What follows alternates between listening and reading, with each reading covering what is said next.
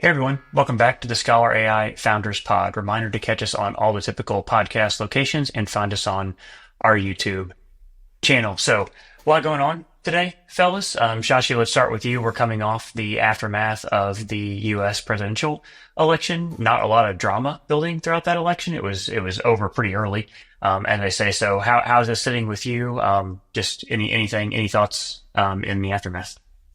Trump won a decisive victory in this election. It wasn't close. It wasn't nearly as close as the pollsters predicted. And one of the topics we'll dig into today is how PolyMarket was much more accurate than pollsters, especially Nate Silver and Seltzer, who came out with a recent poll just a week before the election saying Harris was up 4% in Iowa, a deep red state, which she ended up losing by 14, I believe. How is this sitting with me? I think this is the best scenario for this election was a clear one that wasn't hanging in the balance for weeks.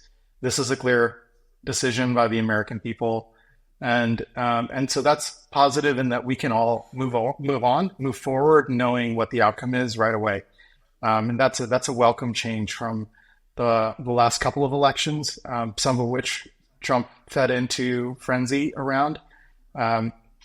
Some stocks are up big, which we can talk about today as well. There's an economic impact to the election, and the Trump trade has been full on and is continuing to be full on. I know there are some concerns out there, especially from people who are in the United States on visas. And I'd love for us to talk about that today as well, and whether there's an impact there, what's more or less legitimate as a concern, and what has Trump actually said. Alexei, thoughts from you? Yeah, it's been an interesting week. I think just like I'll try my best to just like pocket any like feelings and just like try to talk pretty objectively about just like where I think politics, economy, like internal affairs is generally going, I think. And I think the way I'm seeing it right now is, I guess, like the place I have the most thoughts that like has led to study is what the internationalization versus isolationist policies mean. I think a lot of what Trump is offering and a lot of the way he's been talking about things has generally been very internally focused, like bring stuff back to America, and take bad actors out of America. And I think the thing that's most interesting to me is just to try to reconcile his takes on those sort of things. I also think it is pretty interesting to talk about what PolyMarket is, because it has been especially prominent this election compared to last, especially as it stands out in regards to a predictor. So I think maybe start with PolyMarket and we can work our way to the intenser things.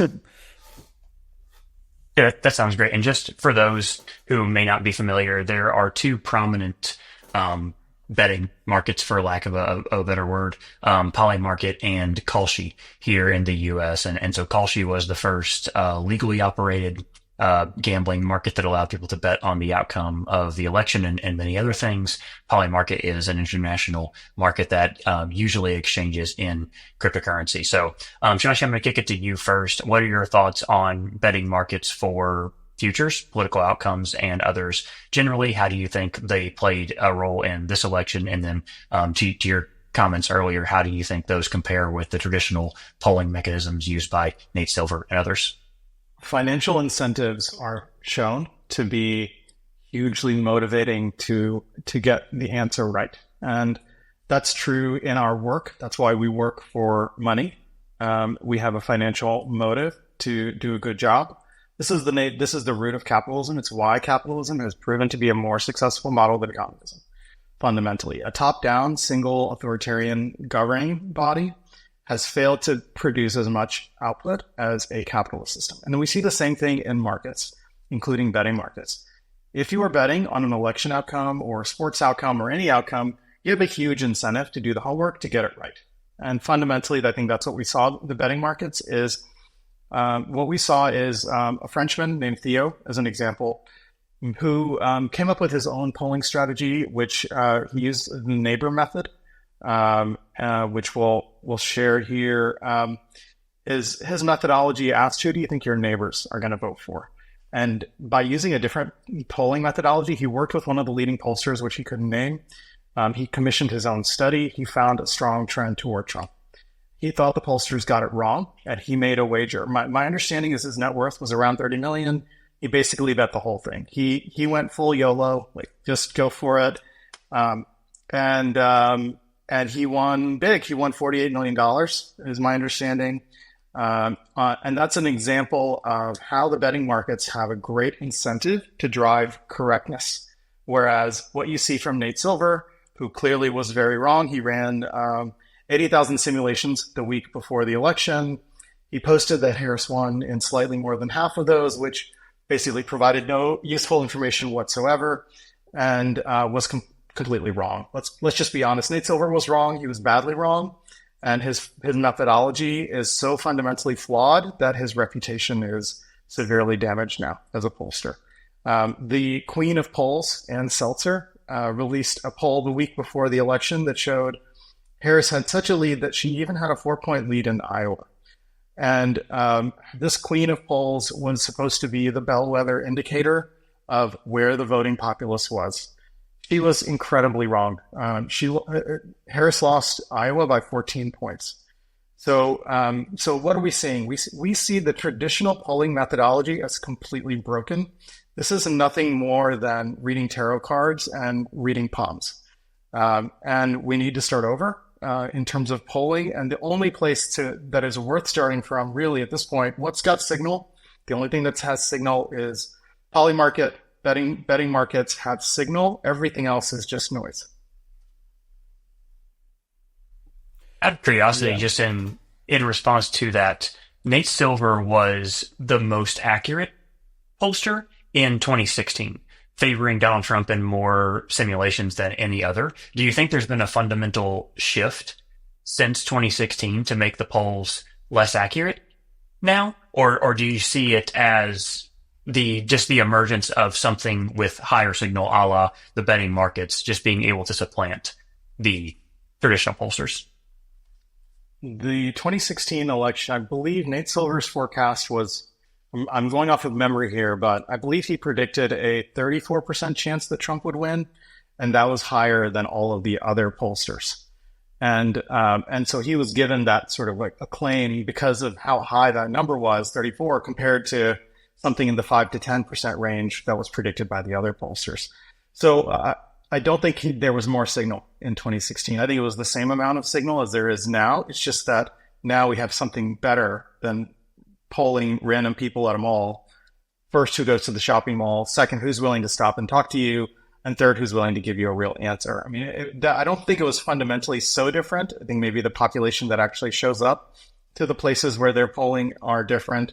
The people who will open the door when you knock on their door maybe are different. But fundamentally, I don't think there was much signal there in the beginning. I don't think there's signal there now, probably less than there was in 2016. And I think what we found is, what's the real answer here? The real answer is if you want real information, you go to X and you go to the markets. PolyMarket and X give you the signal, and everything else is propaganda from news networks. What we've found from news, let's go to news. The traditional news networks, their audience is largely retirees. They're over 60. These are the people who aren't sure how to stream, who aren't users of X, who aren't users of social media generally. Right? They continue to get their news from ABC News, etc. And so what we found is that demographic actually was better relatively for the Democratic Party this time because they get their news from that source, from CNN. So they have a worldview and a lens of the world that comes from what the traditional media is providing. Where the real signal is X and it's PolyMarket. Okay, go ahead. I think so there's two factors at play here is that PolyMarket as a tool is relatively novel, right? So if you think about it, just like take a step back, at the end of the day, it's still a product that needs to solve its own distribution, have its level of reach. And most people who are going to engage with it first are tech folk. That's just generally true. Like whether it's enthusiasm about a crypto project, whether it's someone who's in like the sports betting space, there is a currently a little bit limited. Like I can't imagine like someone in like Kansas who runs a farm was very, very quick to hear about PolyMarket and get in on it, right?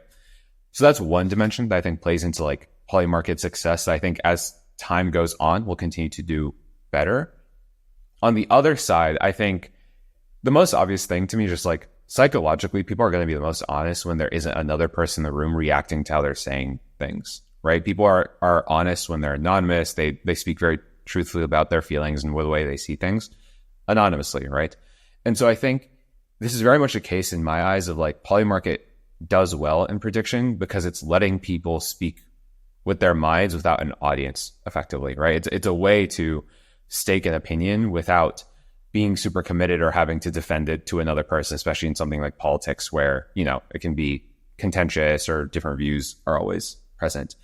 I think with PolyMarket in general, the one thing that is that makes it a little bit hard for me to say that it can stand super long as a correct way of assessing the polls is that people can bet internationally, if I believe.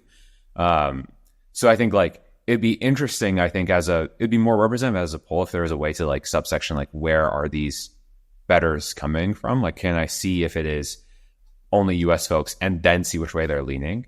But all in all, I do think it's a better prediction measure simply because you're not pestering people to like announce their opinion effectively, right? There is an opinion kind of implicitly stated by behavior rather than here's like your 17 texts of the day, like, oh, will you come support this senator or vote in this country, in this state or this country, to which most people in the modern day would just simply ignore. I think largely that's correct. I mean, PolyMarket specifically does allow international betting, whether or not that leads to true signal for the outcome of a national election round, I think, to be seen. Obviously, in this case, it very much did. Kalshi, I believe, allows international betting, but is certainly legal to bet kind of for U.S. citizens, people who have an account, that kind of thing.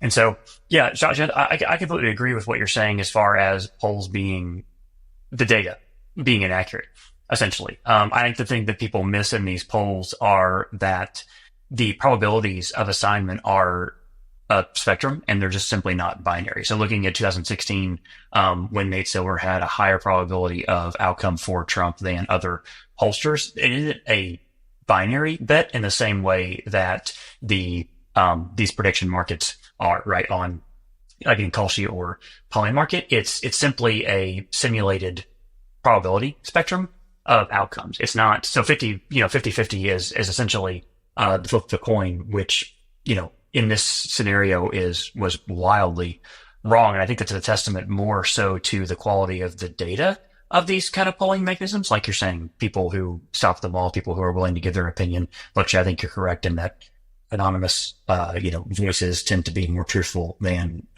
voices in the public. And I think that's right. I think that what needs to be revisited, I was doing some contemplating about this last night, is given that we're trying to take a fairly small data set into these polls on an occurrence that happens only every 4 years, makes them inherently inaccurate. And so I do think we'll see significant gravity to these betting markets. I was also listening to a podcast with one of the co-founders of Kalshi. And one of the points that he made that I thought was very intelligent was this idea of them not being a house. So they're not financially incentivized for one outcome or the other, whereas legacy media, whereas these pollsters may have their own internal biases. They may have kind of their lean on the outcomes they would like to happen, and therefore their polls could be constructed in a way, seeing what they wanted to see, or kind of confirmation bias of we would like to see this outcome. Therefore, if we subscribe a higher probability to that outcome, that might, create a kind of reinforcing flywheel effect. And so, because these betting markets are independent actors, at least in the, in the idealized state, all they care about is creating the marketplace and allowing opinions to bet across the aisle against each other, rather than kind of being an arbiter, an arbiter of truth in that way. Shashi, go ahead. I just wanted to add a couple of quick data points. The U.S. users are legally not allowed to bet on PolyMarket, but some are doing it anyway via VPN. And just on the crypto piece, PolyMarket is built off of the Ethereum blockchain and uses Polygon, a layer 2 scaling solution.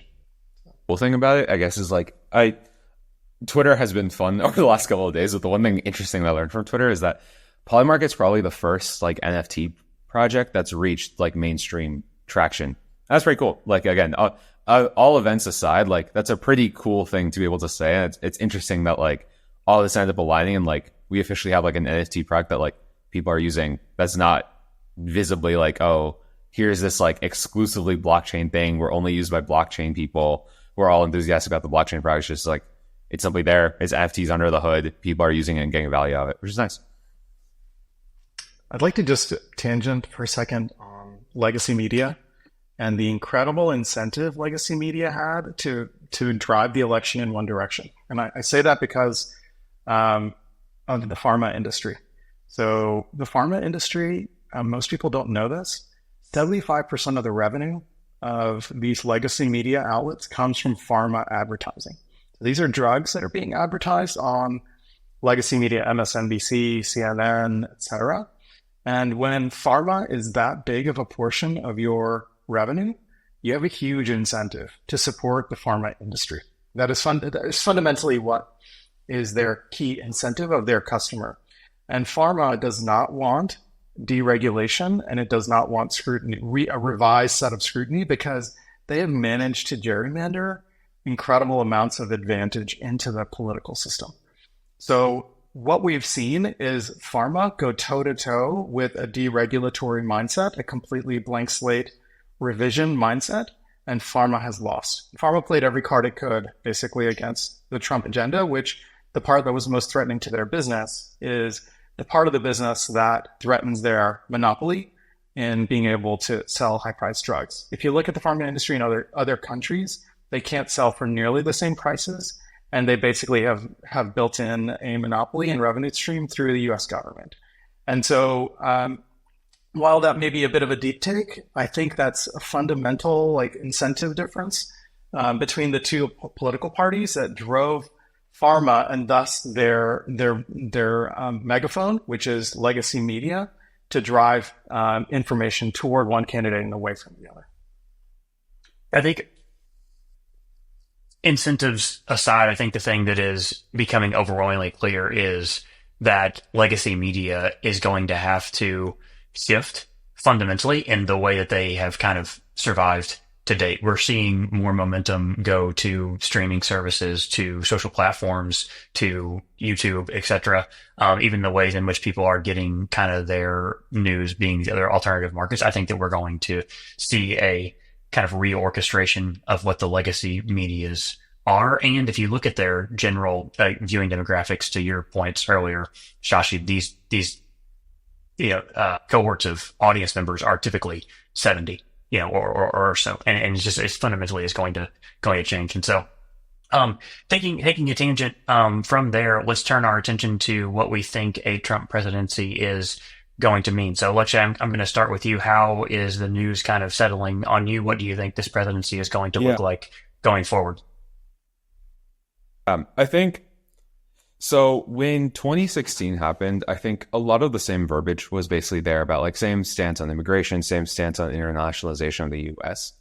I think it'll be much in the same where like when you talk about campaign like ideas and rules, like the dramatics tend to be a little bit more extreme than like what actually ends up practically happening. But that being said, I think I have an interesting set of things to analyze in how immigration is being looked at and how tariffs are being looked at. I think especially like inflation being like one of the hottest topics for most Americans and the reason like a big portion of why the incumbency went away. I think being super tariff heavy, there was a really good like bit of media I saw on this about just like what a tariff actually does to the US. Our strength is in like technological innovation. It's in like building technology. It's not in cheap labor. Right? We don't have a strength in cheap labor, nor do we have a strength in raw resources. That's why our trade relationships are really beneficial for us. That's why you can get t-shirts for $4 to $7, right? Because we have relationships with China, Southeast Asia, etc., that allow us to get relatively raw materials and manufactured materials way cheaper than you can in most other places, right?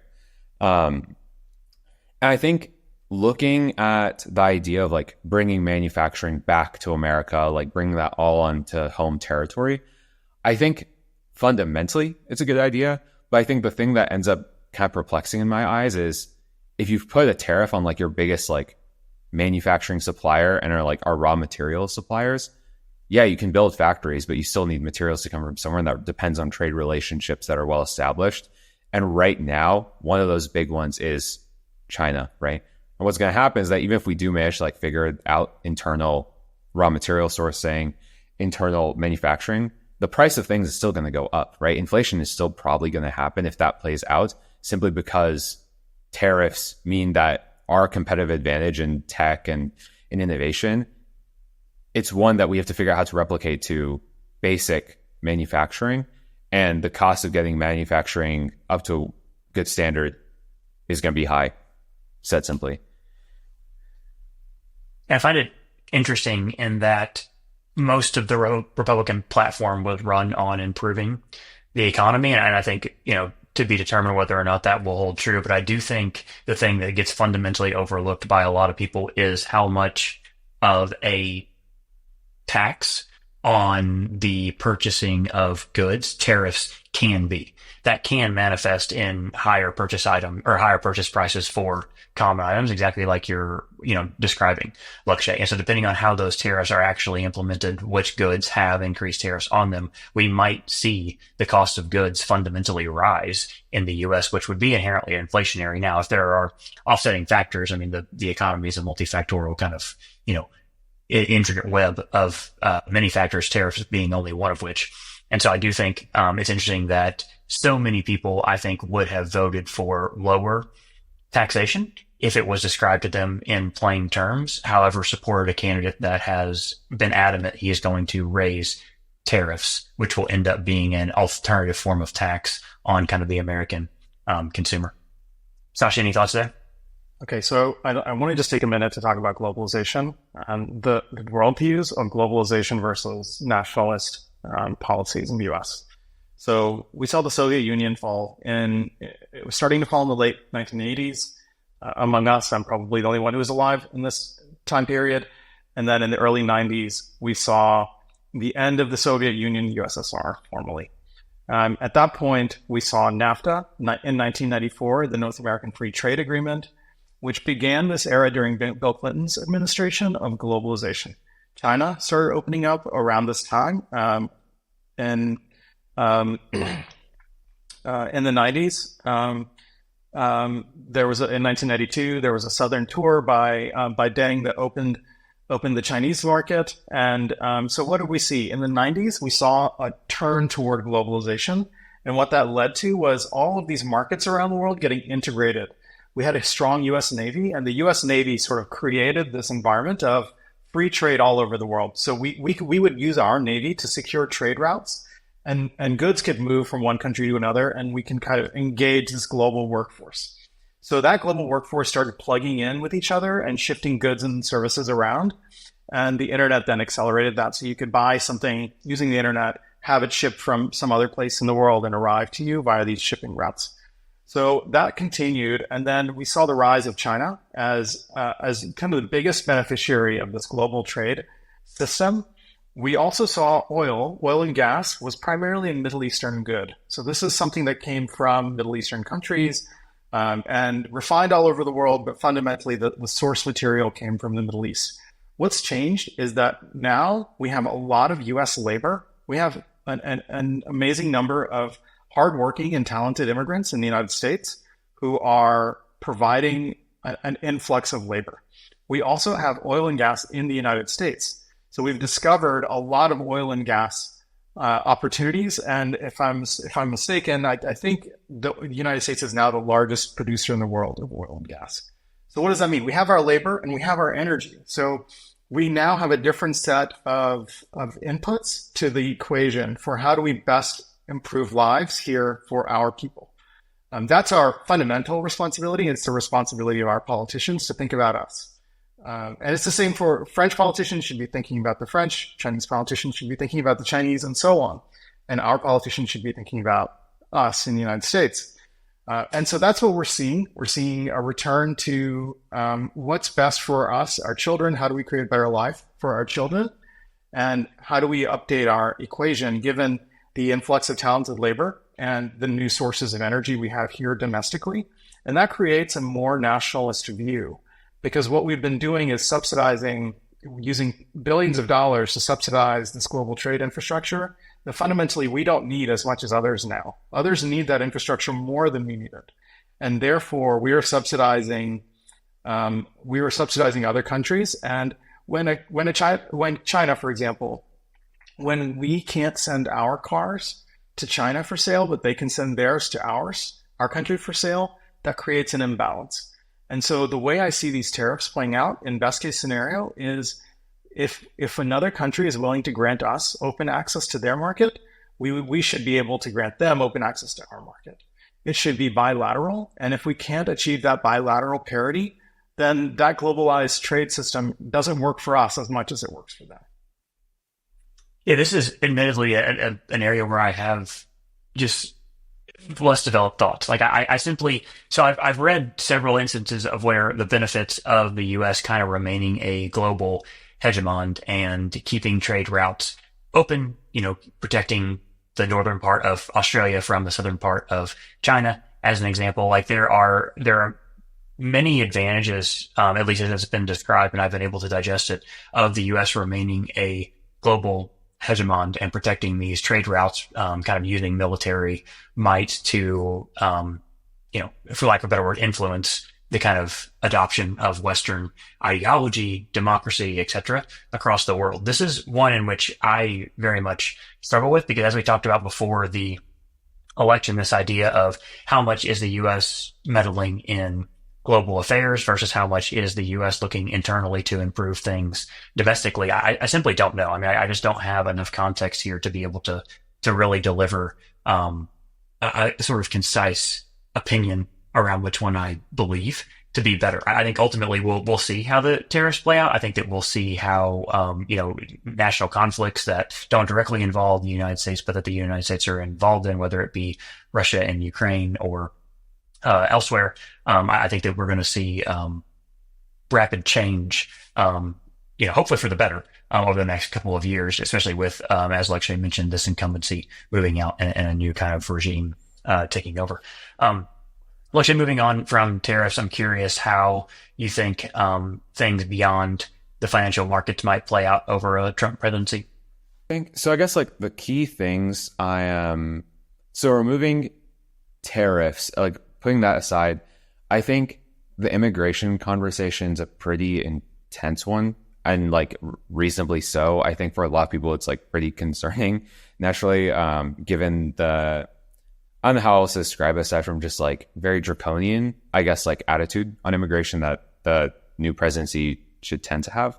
But putting that aside, I think the other thing in globalization I'm kind of interested to see is that historically, Trump has been kind of like, even on trade relationships, like that aside, like we have NATO, we have the Paris Accords, that like Trump has like expressed an interest in like being less involved in historically, or just like protecting the interests of less. Obviously, NATO was something that was kind of born as like America's foreign police system, effectively. But the Paris Accords, especially with like climate change and all that sort of stuff, I think I don't know. I think I can see ways in which, if you just look at it kind of objectively, that being America just being America rather than like a network of proxy like protected areas plus North America is for the betterment of the economy. But I can also see a lot of ways in which it's just negative. I think in right now, where like the state of the world is that America is so highly invested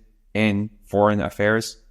I think that's for the worst in general. Like most of the problems that we have globally were started by us, in my opinion. But I think right now, my sort of read is that like so many of those things are pretty far developed in a way that feels like they're a little bit on a precipice. And it feels really weird to try and back out now, you know? I say that relatively uneducated, that's just sort of like an intuitive stance. But for example, like I think the three main ones, Ukraine, Russia, Israel, Gaza, and China, Taiwan, like all of those are pretty far developed situations that for America to just say like suddenly we're not interested in participating in this anymore feels like it has ramifications, I suppose. not in a way that's just like American economy, but just like global affairs. Like, I guess like a sort of like the relationships we've had in places we've been protecting to a very severe capacity, for better or for worse. I'm not having an opinion on whether protecting those foreign relationships is a good thing or protecting the American interest in those foreign affairs is a good thing. It feels like a lot of situations could become drastic very, very suddenly for, again, civilians around the world in different situations. Let's start by talking about the U.S. students on visas. So I'll just play back to you what Trump has said specifically, because I think it's better to get information directly from the person rather than through the lens of news outlets who may have their own kind of point of view and want to steer opinions in a certain direction, especially in an election context. So now we're done with an election, so let's look at the words of the person. So what Trump said when he was on the All In podcast was, quote, "You graduate from a college, I think you should get automatically as part of your diploma a green card to be able to stay in the country," end quote. It was later clarified that this should apply to both four-year colleges and junior colleges. And so the idea is that once we identify great talent, we want them here. We desperately want a continual influx of great talent. And I would, if I were a student in that situation, I would be pretty excited. I think it would mean, in the best case scenario, a streamlined process to go through that visa. We have now, the first Trump presidency, if we're being honest, there were a bunch of jokers and low IQ people involved in that administration. What we're seeing now is the smartest people in the world getting involved in politics. Saw Elon deeply involved.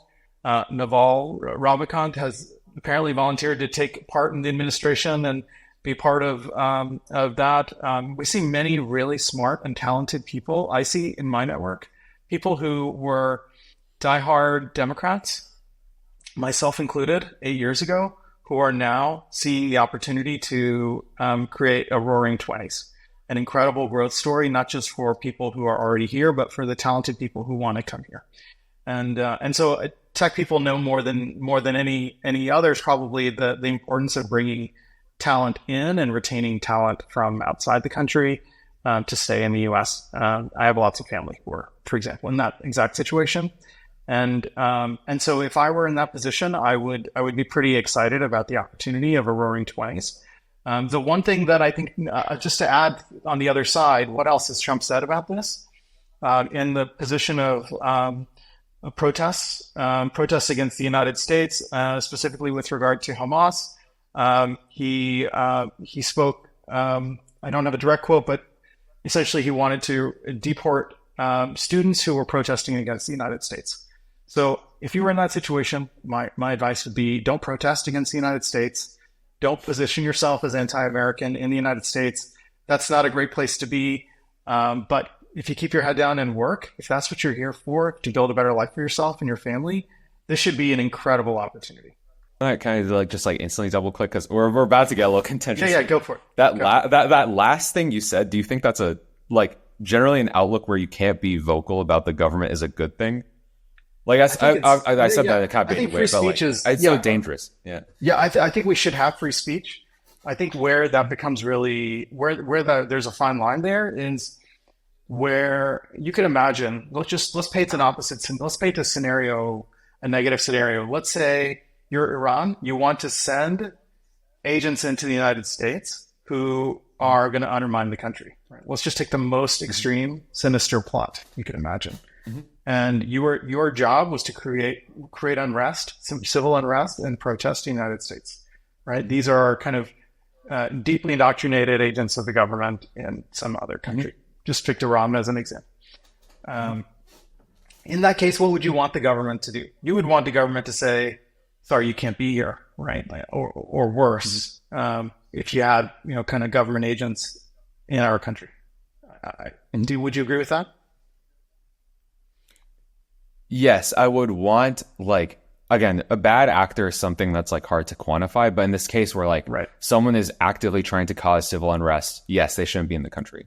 Okay, so then right. So then we have these extreme examples. And so then the question is where is that line where someone moves from free speech over to determining like this is someone who's here to create civil unrest in the United States, like for that very purpose. And so like that's where the gray zone is. And I don't know how to answer it. I don't think there are easy answers to that kind of question.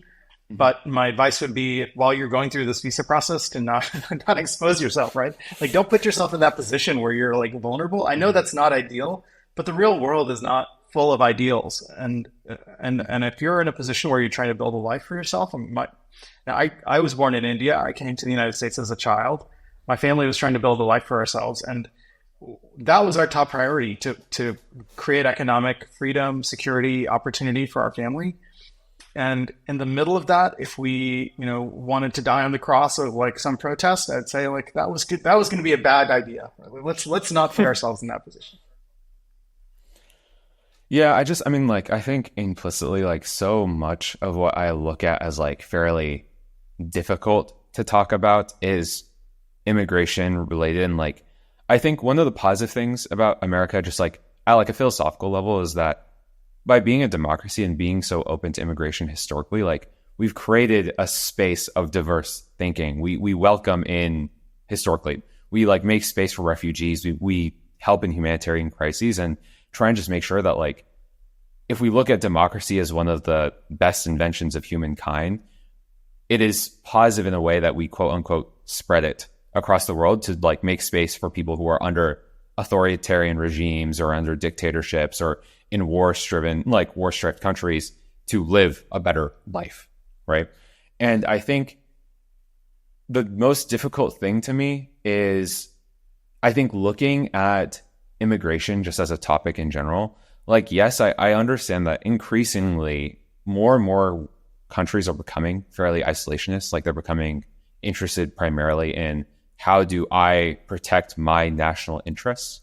And that leads to, like, less affection for immigrants, less affection for refugees, more, I guess, paranoia over them, right?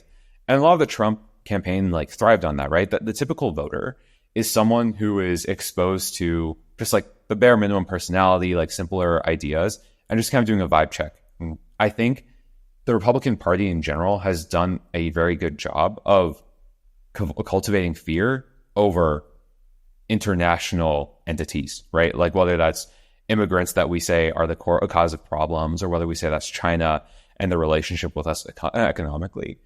I think that has worked, and that's what has probably led to the big upswing, or not upswing, but relative upswing between Kamala and Trump that led to his victory. But I think it's hard for me to say that the immigration piece of this is going to be net positive. And you said, like, as you said, Shashi, like in 2016, like there are a bunch of bad actors in that campaign. But I don't generally, again, it's the same party and it's the same leader in that party who's running the next 4 years, right? Like, yes, like we have smart people who are talented in tech and whatever, but at the same time, we've done really well because of diversity of thought, right? If it just becomes like, again, said the stupidest way, if it becomes like Trump and a bunch of like rich tech bros, that creates a kind of different societal outlook than someone who's like looking out for refugees or is very, very deeply involved in international affairs by default. I think my additive thoughts here are that a lot of my peer group are now dealing with fallout from the results of this election that lead to uncertainty.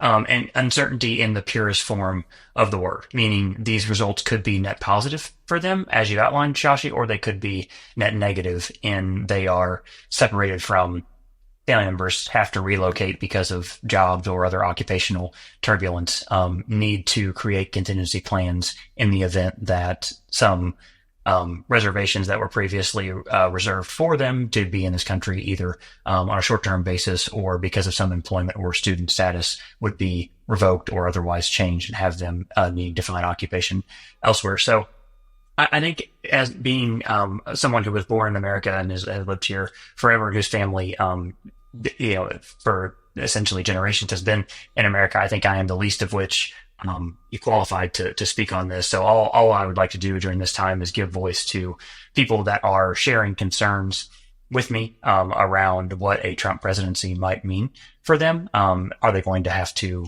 relocate? I think that Joshing, your comment is well taken in the beginning. I think the thing that is missed in that comment is the family members or the people that are closest to those people who may not qualify under the same circumstances. So whether that be a significant other, a child, or a parent who might be here, it misses, that very narrow focus on so long as you graduate from a college, you're able to stay here. That aperture is simply too small to capture the kind of, proximity, proximal relationships, immediate family members, often, again, spouses, children, etc., of those people who may be, on their way to starting a life here, but who may have to, end up somewhere else because of these kind of external circumstances. So, the immigration one is front and center for me. And again, I'm optimistic in that it will play out in the best way forward. I think, there's a general anxiety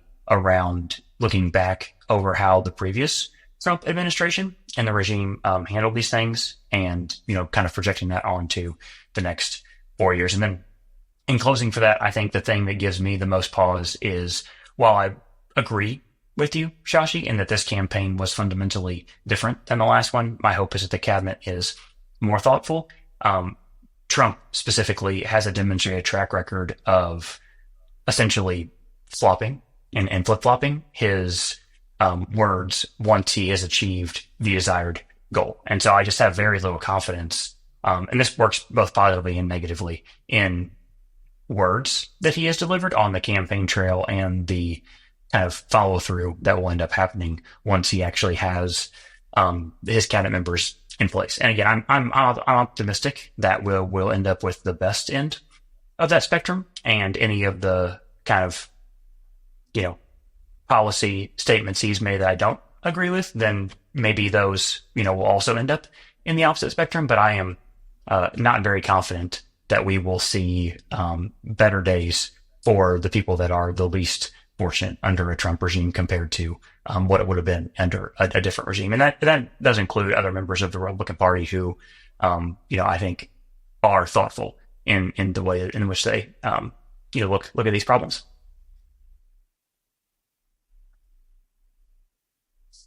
Okay, let's call it there. And so remember, everybody, to join us next time on the ScholarAI Founders Pod. We will be moving on from most election topics as we head into different tech cycles, into the holiday season and that kind of thing. So final reminder to catch us on all the typical podcast locations and find us on our YouTube channel. See you all next time.